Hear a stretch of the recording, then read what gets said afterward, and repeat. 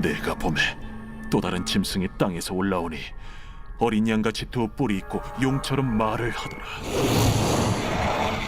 그가 먼저 나온 짐승의 모든 권세를 그 앞에서 행하고 땅과 땅에 사는 자들을 처음 짐승에게 경배하게 하니 곧 죽게 되었던 상처가 나은 자니라. 큰 이적을 행하되 심지어 사람들 앞에서 불이 하늘로부터 땅에 내려오게 하고 짐승 앞에서 받은 바 이적을 행함으로 땅에 거하는 자들을 미혹하며 땅에 거하는 자들에게 이르기를 칼에 상하였다가 살아난 짐승을 위하여 우상을 만들라 하더라. 그가 권세를 받아 그 짐승의 우상에게 생기를 주어 그 짐승의 우상으로 말하게 하고 또 짐승의 우상에게 경배하지 아니하는 자는 며칠은지 다 죽이게 하더라. 그가 모든 자, 곧 작은 자나 큰 자나 부자나 가난한 자나 자유인이나 종들에게 그 오른손이나 이마에 표를 받게 하고 누구든지 이 표를 가진 자 외에는 매매를 못하게 하니 이 표는 곧 짐승의 이름이나 그 이름의 수라. 지혜가 여기 있으니 총명한 자는 그 짐승의 수를 세어보라. 그것은 사람의 수니 그의 수는 666이니라.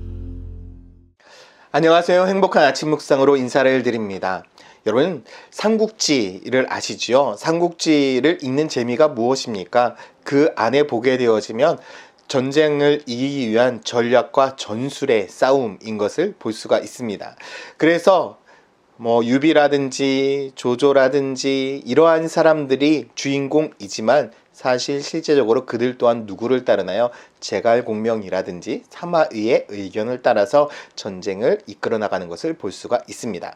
그만큼 전쟁에서 중요한 것은 전략, 전술입니다. 그런데 오늘 본문을 보게 되어지면 사단이 우리를 향한 전략과 전술을 너무나 잘 짠 것을 볼 수가 있습니다. 우리가 아무리 정말 믿음 있는 그리스도인이라 할지라도 쉽게 넘어갈 수밖에 없지 않나라는 생각을 해보게 됩니다. 오늘 본문 말씀 11절은 이렇게 시작합니다. 내가 보매 또 다른 짐승이 땅에서 올라오니 어린 양같이 두 뿔이 있고 용처럼 말을 하더라 라고 말씀을 하고 있습니다. 여러분, 한 짐승이 등장을 합니다. 그런데 그 모양이 어떻습니까? 어린 양을 닮았다라고 이야기를 하고 있습니다. 겉보기에는 우리가 구분할 수 없을 정도로 똑같습니다. 그런데 말을 하는데 어떤 말을 합니까? 용의 말을 한다라고 이야기를 하고 있습니다. 겉모습으로 볼 때 판단할 때에 정말 순한 어린 양처럼, 하나님의 어린 양처럼 보일 수 있습니다. 그러나 그것은 거짓된 신입니다. 결국 무엇을 의미합니까? 거짓 선지자들을 의미하고 있는 것이겠죠.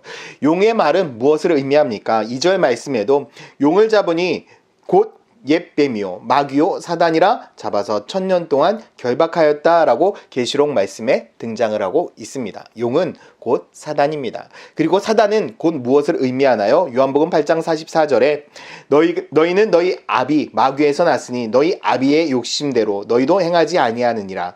그는 처음부터 살인한 자요 진리가 그 속에 없으므로 진리에 서지 못하고 거짓을 말할 때마다 제 것으로 말하나니 이는 그가 거짓말쟁이요 거짓의 아비가 되었다라고 말씀을 하고 있습니다.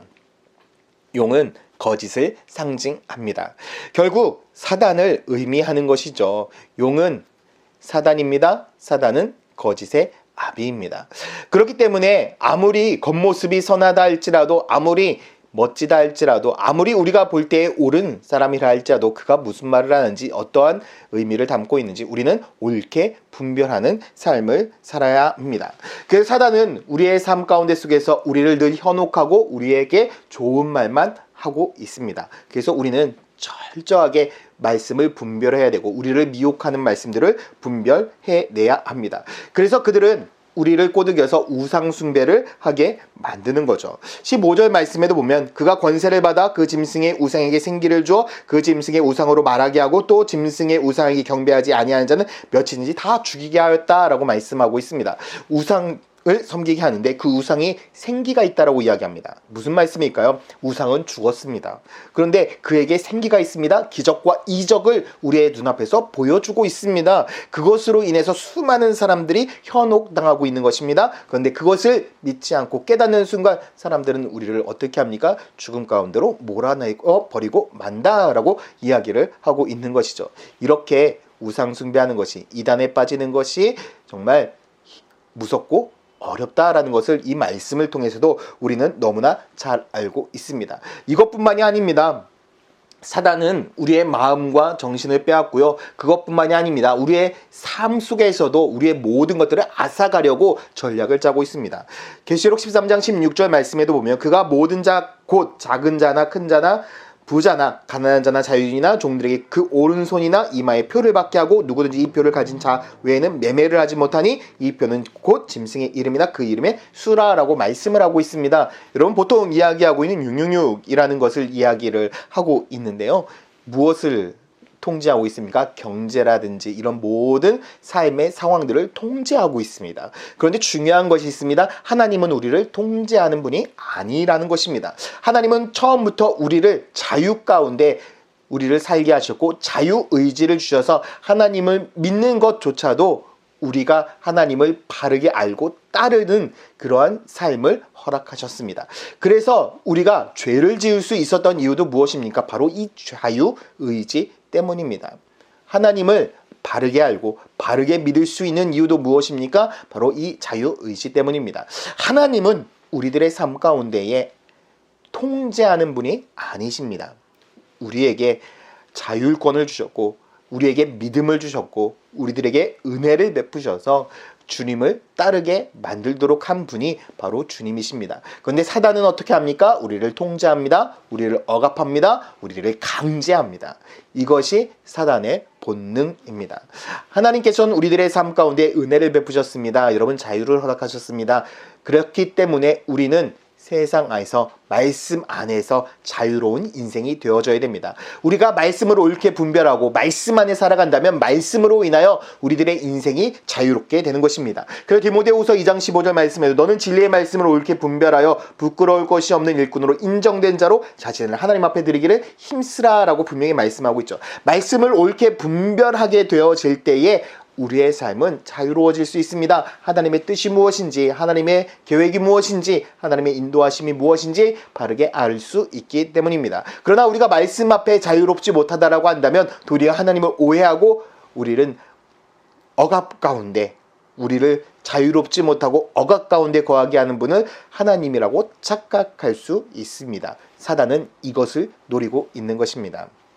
그래서 사단은 우리에게 거짓말하며 우리를 통제하려 합니다. 어디에서 통제하려 할까요? 자기의 생각과 자기의 뜻 안에서 세상의 물질과 세상의 좋은 것으로 우리를 통제하려 합니다. 그러나 이 세상의 좋은 것보다 가장 중요한 것은 무엇이냐? 생명입니다.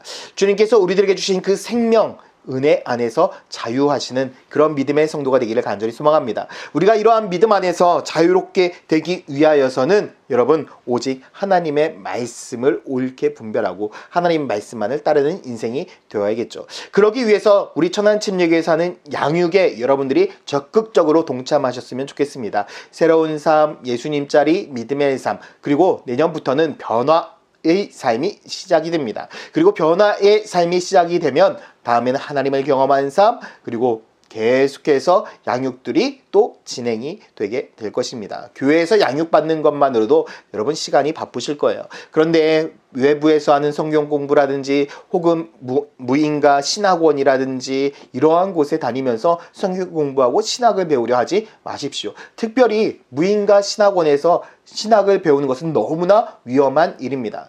보통 신학교라든지 신학원은 교회의 담임 목사의 등록 피를 받게 되어 있습니다. 담임 목사의 추천을 받게 되어 있습니다. 여러분, 혹 내가 다닌 신학교에서 담임 목사의 추천을 받지 않았다? 잘못된 곳입니다. 여러분 반드시 나오셔야 됩니다.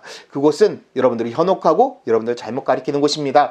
그렇기 때문에 진짜 여러분 신학을 배우고 싶다 하시면 여러분 교회에서 추천해드리는 침례신학대학교에 가십시오. 침례신학대학교에 가서 여러분들께 자유롭게 신학을 배울 수도 있습니다. 평신도를 위한 신학도 열려 있습니다. 그렇기 때문에 여러분들 진짜 진실되게 말씀을 공부하기를 원하신다면 교회의 양육과 우리 한국 침례신학대학교에서 신학을 공부하시기를 바랍니다. 그래서 여러분들이 옳게 말씀을 분별하고 건강한 신학과 건강한 신학 안에서 정말 주님을 닮아가는 믿음의 성도가 되기를 예수님의 이름으로 축원드립니다. 기도하겠습니다. 사랑과 은혜의 아버지 하나님, 너무나 감사합니다. 오늘 하루도 우리가 주 예수 그리스도 은혜 안에 살아가게 하여 주시고 옳게 말씀을 분별하며 살아갈 수 있는 지혜와 능력을 더하여 주시옵소서. 감사드리며 예수 그리스도의 이름으로 기도드렸습니다. 아멘. 주의 약속하신 말씀 위에서 영원토록 주를 찬송하리라. 소리 높여 주께 영광 돌리며 약속 믿고 굳게 서리라. 주의 약속하신 말씀 세상 염려